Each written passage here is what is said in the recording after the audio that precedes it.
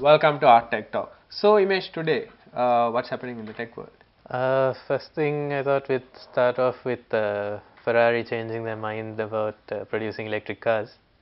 And that's strange, right? I mean, they being like forefront of tech, right? In terms of having these sports cars coming out and all that. Yeah, but their previous head had something against electric cars. He didn't believe in them, and he said So that. I mean, I hated them as well, right? To a point because I mean, when you're driving electric car, that sensation is totally different. Because we are so used, like when you're pressing the gas pedal, you get that the engine noise, the everything comes out, and you feel live, right? Even though your car don't move. So back in the day, I used to drive like really shitty car, and then so when you like even step on the gas, it doesn't even move, right? But the speed, the engine sound, and all that is quite entertaining, right? So that actually give you the feeling of you're going faster. Yeah, But with electric cars, it's the other way around, right? You don't hear anything; it just moves. It's a weird feeling, but I kind of got used to it now. Now I know that like it's there. yeah, I guess it's just like most of the cars here, which have big mufflers but don't really move very fast. Yeah, true enough.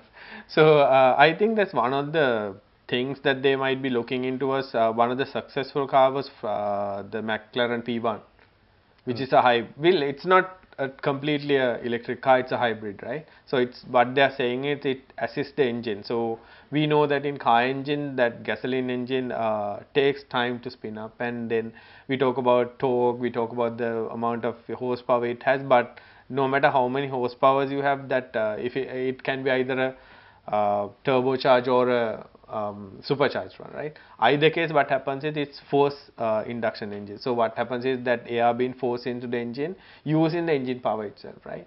So there's always a lag between you pressing the pedal and getting that power into the wheel. But with electric, that power is instant.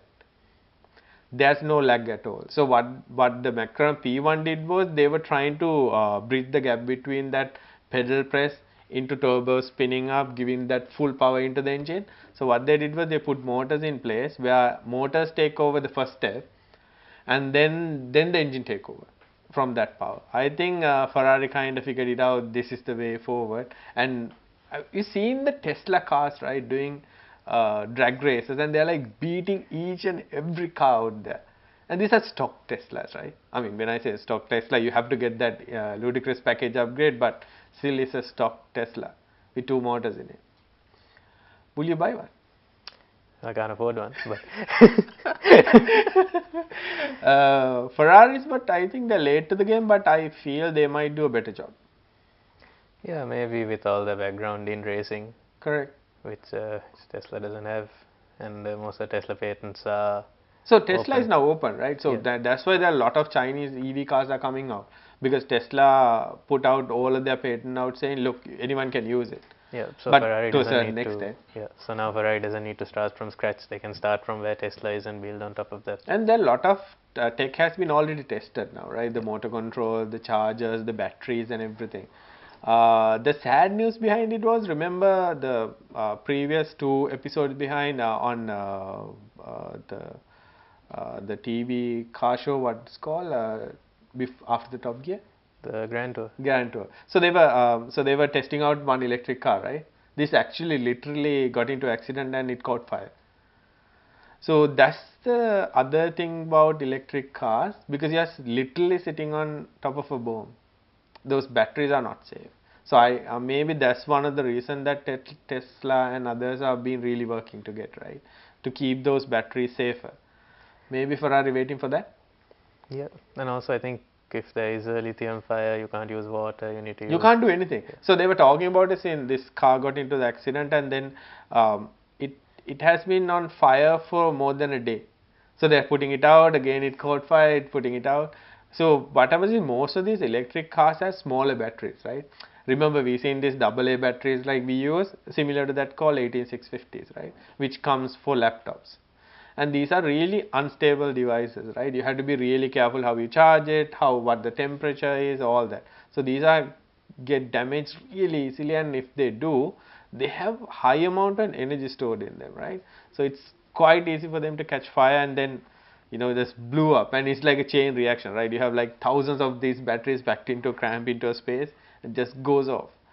So this is something where all the car manufacturers are trying to figure it out, right? How to keep the car safe in a collision. So that's why most of them are cramping these batteries into the middle of the car, where less prone to get into, you know, like a shock or accident or a damage. With Ferraris going at those kind of speeds. But again, I mean, I've seen a lot of people who buy Ferraris, car magazine who review these things. They're always talking about the engine noise, what you hear in the cabin. So you don't need a stereo, you need to hear your mufflers running. So when that happens, you put electric engine in, you're going to cut all these feelings, right? Yeah, I mean they tune the engine noise in like Correct. I mean, changes they have like separate department teams tuning engine noise, right? So how it should sound like. That's so. I mean, tell us what you think. Will you buy an electric Ferrari? Well, it's a Ferrari, like obviously. What's next thing?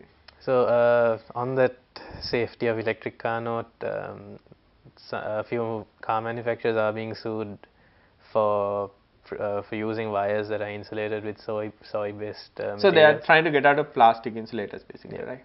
So they're using soy-based, and the problem with that is apparently rodents like rats love it, and they always try to go and eat the wires. Of course, you're putting this in a like a cozy environment. You put all these wires into a place, and like it's really cozy. Like it's warm because we come after a drive in the night. You park it, and the car inside the car is really cozy. It's warm, and like it's given, right? It happens to me as well, right? So we have this security alarm going off middle of the night, right? This is like 4 a.m., right? Trying to figure out where this is coming from. Every night I switch it off, in about another 2 minutes it goes off again. So it was like really difficult, and then later on what I did was I went through the CCTV footage like really slowly rather than, you know, dragging it here and there, and then I realized there's a rat, you know, going on top of the car, you know, trying to like go inside. Luckily there's no space for him to go inside. Then I realized might be the case. So this has been infected for what kind of cars? So Toyota? Toyota, Honda, and Kia were, I think, named on the lawsuit. There might be a few more. But this is in US, right? Doesn't affect us. Yeah, it doesn't. But that's the thing, right? All these lawsuits, all these consumer things happens in the US, doesn't get reflected on any of us. We are left behind with whatever that we got. So we had to take a small break. See you after this.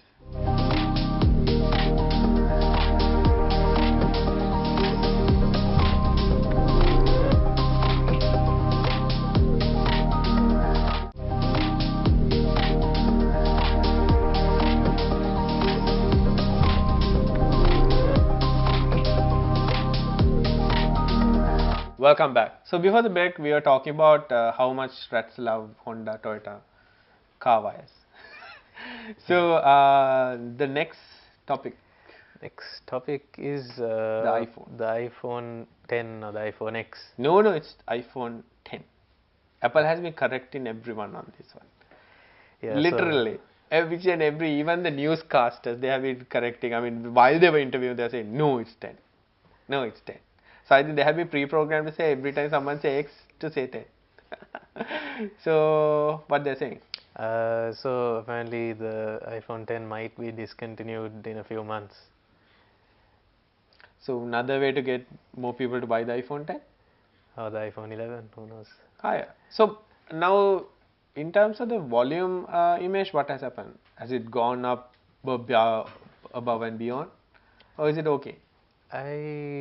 I'm not 100% sure on how it's the not sales cheap. are. I mean, I still don't see that price point. I mean, especially in Sri Lanka, right? Just spending that kind of money on a phone.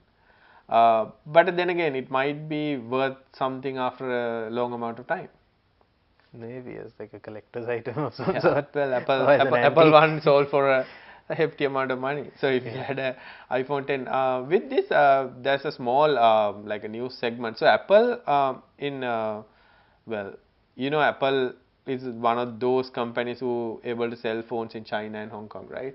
So basically, normally other providers are like from the Western world is not allowed to go into the Chinese market in most cases. What happens is China themselves has their own brands like Xiaomi and other brands, right?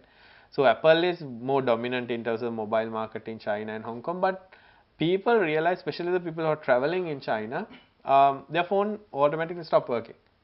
So I mean, just imagine you're going to China, you're on roaming, let's say you are a European, and then all of a sudden your phone just literally stop working, and then only Wi-Fi is able to connect, right? Some people have been, looking into this, what's happening and all this, and then when they go out of China and go to their, like, let's say if they are from Sri Lanka, then when they come here, it works. So finally what they figured out was, so this person has gone to China, has to use a VPN, because we know that when you go to China, all this content and all those sites are blocked, and you get Chinese version of each and every service, right? Like, let's say you get Google, you have the Chinese version of Google, stuff like that. Bye. So basically, and then they figure out that when you use a VPN on the phone, the provider automatically detects it and block your IMEI number out throughout the country. So no provider will accept your iPhone, so they block it. So luckily this person had a warranty, and he went to the Hong Kong iPhone shop, and they said, yeah, this is no issue. So they have given him a new phone, knowing that this is a warranty, and they have said this might be the case, right? So that's a little thing to put off. Like, a lot of people are thinking that they might be actually doing something to the phone for it to stop working. So I mean, then later on, some people have figured out that these guys have a global blacklist where they have, these devices getting blacklisted on those networks. So that's one thing. If you're going to China, don't take your iPhone. I mean, then again, if you take it, it's fine, right? When you come back, it'll work. Have two phones, dumb phone and a smartphone. What's up next on the line? Well, another reason where Apple is getting blamed for something that they're not totally responsible for, their employees are apparently being attacked in Silicon Valley. Not only Apple, right? Google as well. Yeah. Their so buses. Who's attacking these people? Basically residents mainly, because so there's people who always lived in Silicon Valley in San Francisco, but then the housing prices are going up so high, and so is the cost of living, because Apple and Google and other tech companies are paying very high salaries. Yeah. So these people are getting higher rents, and then driving up the rent for people who are not working for tech companies as well. Yeah. So that is kind of angering the residents. So they are not like business savvy, right? What you need to do is rent those places out to people who are actually working in the Silicon Valley for that higher amount. Yeah, except these guys don't own the houses; they are the ones who are renting. That's the tough part. So that's what most of the Maldivians does, right? They rent it out, they come and live in Sri Lanka. But I'm sure soon they'll stop coming in. Yeah. I think we are reaching the Maldivian expense levels really soon. So what is these guys are doing to stop this? Nothing. They're apparently moving the buses in. So basically, they provide transport for the employees. Apple has a campus there, right? So like they basically have their own bus service to take residents, their employees back and forth. Yeah. So now they're moving the bus routes in other directions. So I remember one guy who was working at Google got a van, well basically a camper van. He parked it on the Google car park, literally lived there. And he done the math, right? So now in US what happens is, unlike in Sri Lanka, you don't get everything for free now. There you have to pay for it. So his education, he has the student loans which he have taken. So what he did was, when he got the job in Google, so he realized that rather than paying this for another 10 years, so he figured out, if I so in the Google, the thing is, when you're living in those tech companies, everything is covered, right? You get your food, you have your gym, you can take a shower, you have pools. So but literally you can live there. So only place you need is for you to take, well, even to take a nap it's there, but like, going home kind of situation. So what he did was, he did this, and he actually said it's quite economical, and what he did was like really smart, and he, I think, might have paid off his loan by now. So that's one of those people who done it. Yeah, and now in the same area, no, actually not in the same area, but Amazon, who's also a big tech company, they're launching their new store where there's basically no checkout lines. So let's clarify this, right? Everyone know who, let's say I go to a supermarket, the tedious one is the queue, right? So you go to the queue, you wait, you have your cart, you're pushing it and you're waiting there, and people are coming in, and then these guys are taking their own time, putting it in the shopping bag. And so most of the counters are closed. Most of the there's one particular supermarket that does that. So every time you walk in, there's only one counter working, and there's like a huge queue behind it. I still couldn't figure it out. So what Amazon did was they wanted people to have that easy checkout, right? So everyone wants that experience, right? I mean, time is important to us, Yeah, right? the same experience you get on the Amazon website. Yeah, you just click on it, say I want it now. Amazon has this one-click thingy which they don't have the patent anymore, so anyone can implement it. So if you want something, you just click on it once and then that's it. So similar experience with the supermarkets, but what it actually happens is they specifically said it's heavily monitored. Yeah. So in terms of if anyone is trying to see if they can run out with something, you can't. Well, so how the checkout process work, Imesh? Basically, you go pick something off the shelf, and then I think there's a QR code that you need to scan with an app, and then you just walk So out. you have to have Amazon account. Yeah. You have to have a credit card linked to the Amazon account. So what you do is you self scan your items, right? Do you use the phone or do they have a device there? I think it's a phone. I will need to look into that a little bit more. And basically, if you just scan everything and just walk out. Yeah, so what I heard was it's just your phone, you scan the item you're buying and then it'll get charged to your Amazon account. I wouldn't mind having one of those. We had to take a small break, see you after this.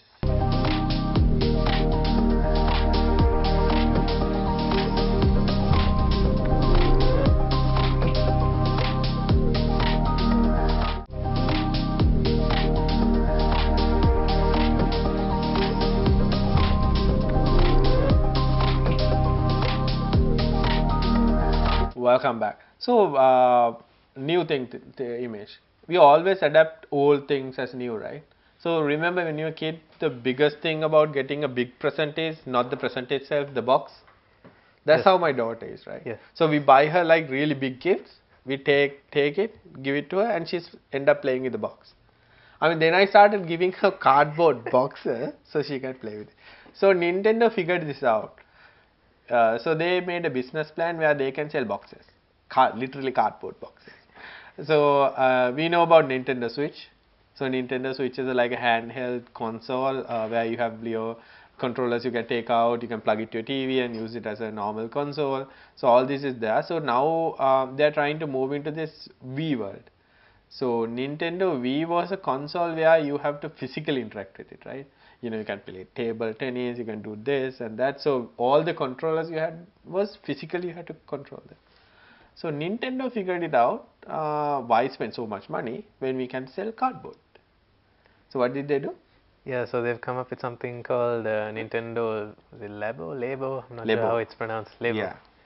So with Labo, basically you get a kit that you assemble yourself, which is cardboard, and then you plug in the controllers and the parts of the Nintendo Switch into it, and it can be turned into all sorts of devices, basically. And it's quite cheap. Well, not really for cardboard. You're paying about $50 for cardboard. No, $70. $69.99 for a cardboard box. So this is fine. So it's the starting at $69.99. Let's say you want to ride a bicycle, right? They literally have a box where you put your screen in front and with two handles on cardboard. So you can do bicycle riding, right? Yep. On this. And you pay $70 for this, mind you. it's And like a it's on little- pre-order. So it's not like a buy it right now. Yeah, it's not released yet. I think it was just announced. Yeah. So you had to wait until you to get your cardboard, right? It's expensive, it's hard to find, and it comes in nanotechnology, made out of corrugated cardboard. It's the same as Google had that little cardboard VR box. But it was cheap. I don't Yeah, know, that was cheap. and it has actually had some lenses in it, right? Yeah, so that's we can at least say, okay, it cost a little more for the lenses, and in this case, I was just going through their catalog. I only see cardboard. Some of the stuff looks pretty complicated though, like that piano they had in the demo video. I know, but it's cardboard. How complicated cardboard can be. That is true. You can bring a little origami into your console gaming now. Yeah, so I'm just going through it, right? Cardboard sheet, 28 sheets are included, right? Reflective, you get stickers.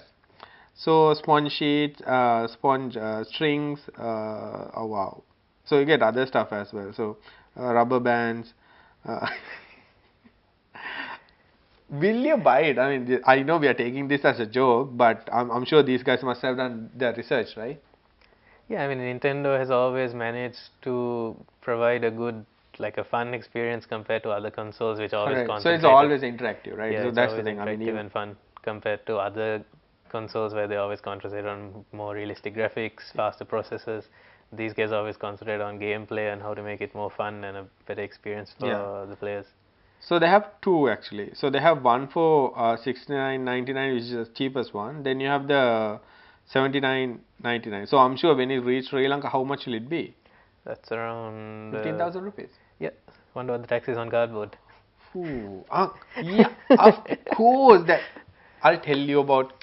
So this is like cardboard. We're talking about cardboard now. So my daughter wanted to get one of those puzzles, right? So we went to one of those supermarket. They had this puzzle, and it was 900 rupees. We bought it, and there's apparently a set of those puzzles. And she said, "I want the other ones as well." Since she's playing with it, I decided to go to Amazon, order it up. Okay, it's fine. Each was about $6 each. So I put them on, brought it to Sri Lanka. 4 parcels, $9 each. And guess how much tax I got on those? 15,000 rupees. Apparently, there's a tax for toys plus cardboard. Yeah, kids' toys get Yeah, taxed very high for some reason. high for some reason. So kids shouldn't play. With the gaming and all that, a lot of things are happening in Sri Lanka as well. One of those events that's happening right now, we spoke about a few episodes back as well. Virtus are holding this gaming tournaments for inter-universities, right? So it's not only for private universities, it's for government and private universities. So they had few events, and what's the status is like so far? So they finished the quarterfinals. Actually, they finished the semifinals today, Yeah, and they'll be having the finals on Friday. correct. Today the winners were IIT, Yeah, and second runner-up was University of Moratuwa. They were playing, was it World of Warcraft? Dota. yeah, they're playing WoW as well as Dota. So. And Call of Duty. So this is basically, it's called Virtuous the LAN Challenge. So basically it's for gamers who do LAN gaming. And this is known with gamers everywhere, right? So this is quite a good, right? So, I mean, rather than, like you're spending so much time studying, you can do your favorite thing and win something. So the finals will be on 26th Friday at Virtusa. So if you want to have a look at it, I don't know whether you can go and see. Might have to check on that. But if you're participating on this, is good luck. Who will win? So that's so IIT is there. Virtusa itself has their internal teams playing, and then University of Moratuwa obviously the runner-up. Then NIBM is there. British College of Applied Science is there. North Shore College is there, and then University of Kelaniya is there. So Faculty of Computer and Technology. So this is good. Wonder if they'll start betting on these things as well now. So now with the gaming, I mean, here we take it as a joke, right? When kids play games, kid moms yell at them. I mean, obviously we got yelled at. What are you doing? There's no point playing games. But in terms of if you take the entire world as gaming, there are people who does gaming not only like in pro level, right? There are two segments, right? There are gamers who does gaming pro level, compete for competition, and they're like athletes, right? They get sponsorship, they get a lot of money, and behind it there are a second set of people who actually play games as testers, and they get paid as well. The QA. QA kind of guy. So you stay home, you get paid to play games. Best kind of job to have. Usually it's not the best paid, but it's a Yeah. fun job maybe. Yeah, it's a fun job. They get paid a lot, to be honest. I mean, not here, but if you take like countries like Taiwan, especially these countries who are the elite in terms of getting into these gaming kind of things, and they are really focused. Singapore, so they are like literally playing games, and like if you go to places like Japan and all that, you get like these places. You play games, even delivery services are there where they would deliver to that place while you're playing game. You can eat. We need those places in Sri Lanka, at least delivering food. I don't know about gaming. So, are there any places where locals can go and play games here? There were a few. There are a few gaming groups, right? Yeah, so there are are a few. There are quite a few clans, I think. Yeah. And then I think at the recent IT Expo at BMICH, there was a big LAN party kind of tournament as well. I mean, I remember when I was like when I left school and all that, we used to carry our own computers to friends' place, set up a network and play NFS. That's what it used to be like. One of those D games you can play without internet, connected to on a LAN. That's and less resources, right? You don't need those fancy graphic cards as well. Yeah, and then there was Counter-Strike and Yeah. StarCraft. Yeah. So basically now it's about mostly Tilina plays Warcraft most of the time. Those are strategy kind of games. Yeah. And then second best thing is the FPS person shooter kind of games. Those are the basic ones that are out there. But out of that, Dota is one of those famous ones, right? Dota is also Warcraft. It's Yeah, also kind of thing. So that's one of those. strategy. Yeah.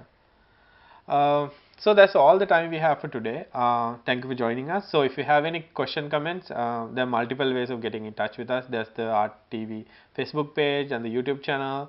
And if you miss any episode, now it's available on YouTube. So just search for Art Tech Talk and you should be able to find it. If you have any comments, how we can do is comment on those videos or send us an email at arttechtalk@takaslk.com, or else just go to the Facebook page of Art TV and drop us a message. So have a great week. See you next week.